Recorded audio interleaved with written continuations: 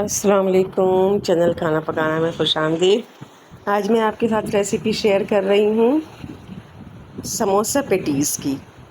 Patties के shape में समोसे और कीमा समोसा है ये, जो कि पैटीज़ की शक्ल में है, लेकिन बहुत ही जायकेदार मज़ेदार। क्योंकि आज ही हमारे पास बहुत ज़बरदस्त सी बारिश हुई है, तो मैंने कहा बस जल्दी से समोसे बनाएं और आपके साथ भी शेयर कर रहे हो। हमने तो उसको जो है वो बहुत इन्जॉय किया है, लेकिन अब आप इसको बनाएं और इन्जॉय करें। तो बस इसके लिए आटा नॉर्मली जैसे हम तैयार करते हैं वैसे ही आटा मैं पहले तैयार करूंगी और आटे को रेस्ट के लिए रख दूंगी। सिंपल आटा मैंने 2 कप लिया है, जो घर में मौजूद हो, लेकिन आप चाहें तो मैदा भी ले सकते हैं। मेरे पास फ़ाइन आटा था तो मैंने फ़ाइन आटा था, इस वजह से मैदा नहीं लिया।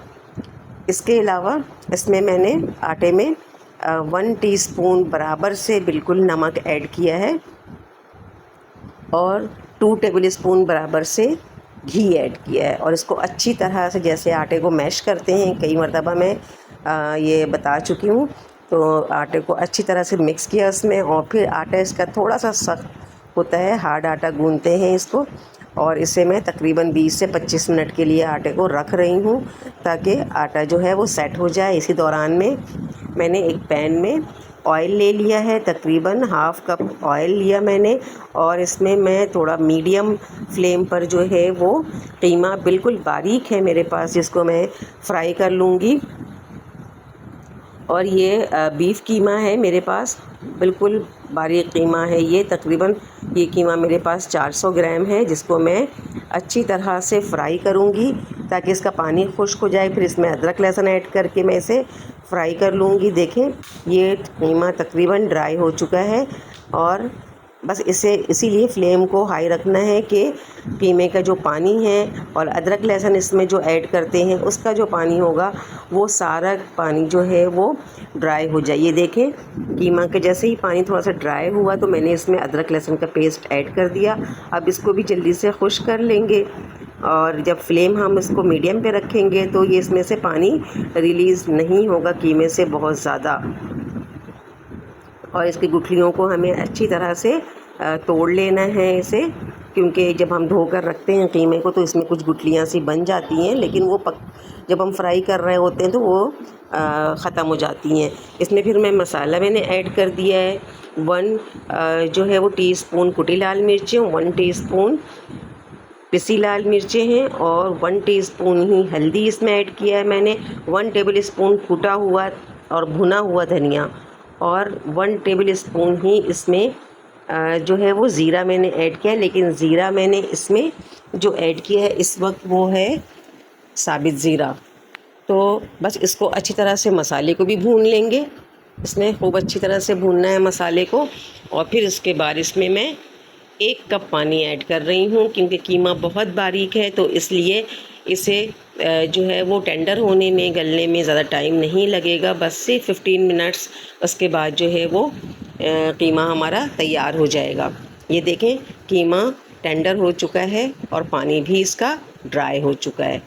अब इसे फिर दोबारा से भून लें हम, इसका पानी खुश्क करना है हमने, पानी इसका खुश्क कर लें। और फिर इसके बाद इसमें काली मिर्च पाउडर और गरम मसाला पाउडर इसमें ऐड करेंगे। अच्छी तरह से इसको भी मिक्स कर लेंगे, इसमें बहुत अच्छी तरह से मिक्स कर लेना है।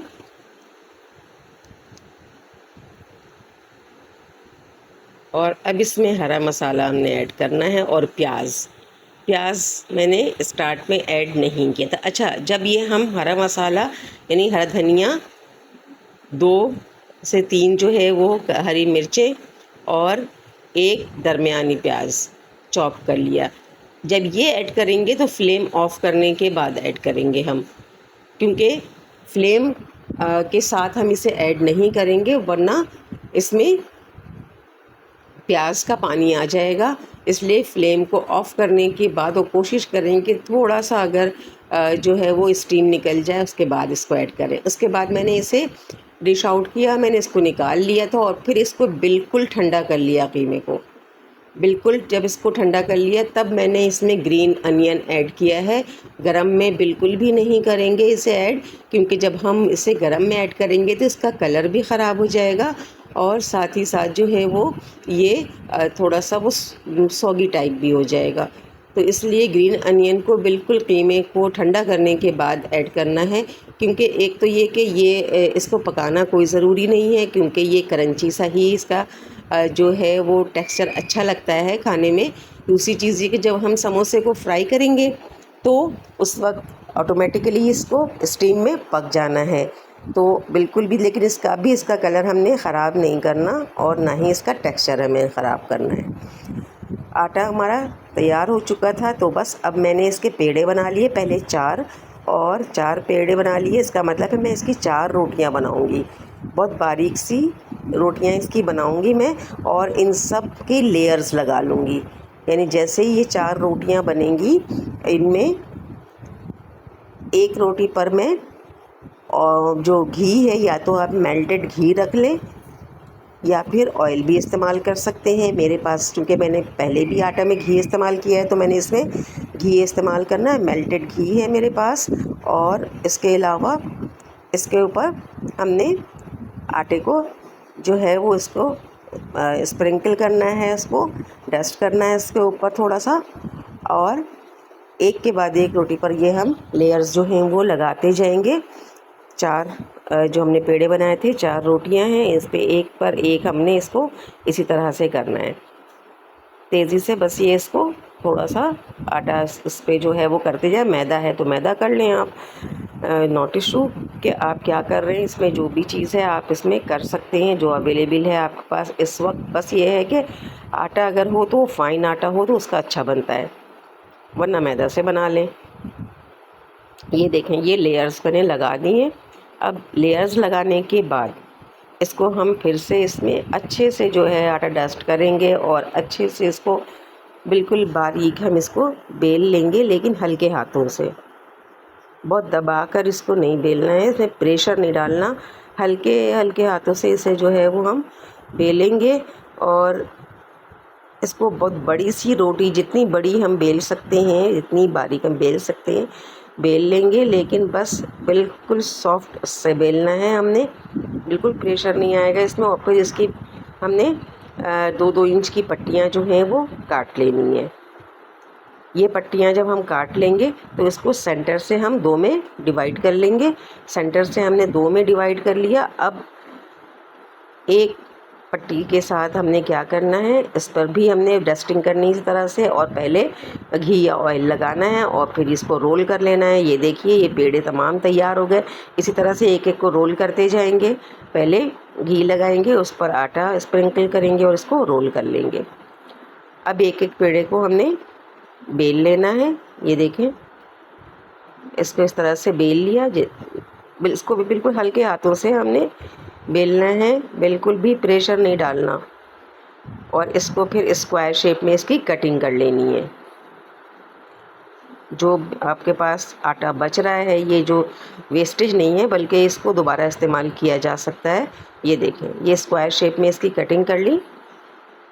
अब इसके तमाम एजेस पर, किनारों पर हमने पानी लगा देना है, और इसके बाद इसमें ये जो भी हमारा मटेरियल तैयार हुआ है इसको इसके अंदर फिल करेंगे हम। और ये देखें, ये बहुत अच्छी तरह से ये पैटीज शेप कीमा समोसा तैयार है।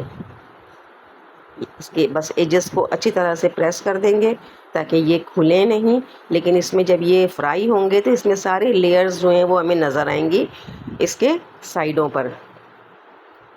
तो बस इसके बाद हर तमाम पेड़े से जो है वो हमने समोसे तैयार कर लेने हैं। पैन में ऑयल ले लेना है फ्राई करने के लिए। ऑयल गर्म हो जाए तो उसे थोड़ा सा ठंडा कर लेना है, बहुत तेज़ गर्म ऑयल में नहीं डालना, वरना इसकी लेयर्स नहीं खुलेंगी। हमने इसे जो है वो नॉर्मल से भी कम गरम ऑयल में डालना है। उसके बाद हमने फ्लेम को मीडियम पे करना है। जैसे ही लेयर्स खुलने लगेंगी इसके साइड को चेंज करेंगे, फिर फ्लेम को स्लो कर देंगे। ये देखें, अब ये इसकी लेयर्स बनने लग गई हैं। इनके साइडों को चेंज करें और थोड़ा थोड़ा सा ऑयल इसके ऊपर डालते भी जाएं, क्योंकि ये फूलने लगेंगे। फिर बहुत सारी लेयर्स बनेंगी, इनके किनारों पर नज़र आएंगी बहुत क्लियर। तो बस इसको अब दूसरे साइड पे चेंज किया। चेंज करने के बाद फ्लेम को हाई करेंगे, क्योंकि इतना टाइम देना है कि ये जो आटा है ये पक जाए। फिलिंग तो ऑलरेडी पकी हुई है, ये देख लीजिए इस तरह से इसको। और जितनी गुंजाइश है उतना ही हमने पैन में इसको डालना है, बहुत ज़्यादा नहीं डालना, क्योंकि इसे हमें मूव भी करना है इसी में। तो बस ये इसी तरह से इसको कलर देना है, और कलर बिल्कुल लाइट गोल्डन कलर हम इसे देंगे। और क्रिस्पी सा ये जो है वो इसका टेक्सचर बनेगा, और जो समोसे हैं ये हमारे बहुत क्रंची क्रिस्पी तैयार होंगे। ये देखिए कोई भी ये समोसा जो है वो खुलेगा नहीं, और इसके लेयर्स जो हैं वो बहुत आराम से फूल कर नज़र आने लगेंगे। तैयार हैं तकरीबन। अब इसे हम निकाल लेंगे और इसे स्ट्रेन कर लेंगे। इसको ऑयल को, जो भी इसमें एक्स्ट्रा ऑयल है, इसे निकाल लेंगे। ये देखें ये बहुत क्रंची क्रिस्पी से हमारे ये सारे लेयर्स नज़र आ रहे हैं। समोसे तैयार हो गए। इसके अंदर की फिलिंग भी जायकेदार है, और साथ ही इसका जो इसकी जो रैपिंग है वो भी ज़बरदस्त है। तो बस ऐसे मौसम में इस तरह के ये स्नैक्स जो हैं वो घर पे बनाएं, जल्दी से बन जाने वाले हैं। झटपट बनाएं और बहुत हाइजेनिक तरीके से बनाएं और इन्जॉय करें। मेरे चैनल को लाइक और सब्सक्राइब कर दीजिएगा, बेल आइकन प्रेस कर दीजिए, ताकि आपको आने वाली वीडियोस टाइम पर मिलती रहें। मिलते हैं नेक्स्ट वीडियो में। अल्लाह हाफिज़।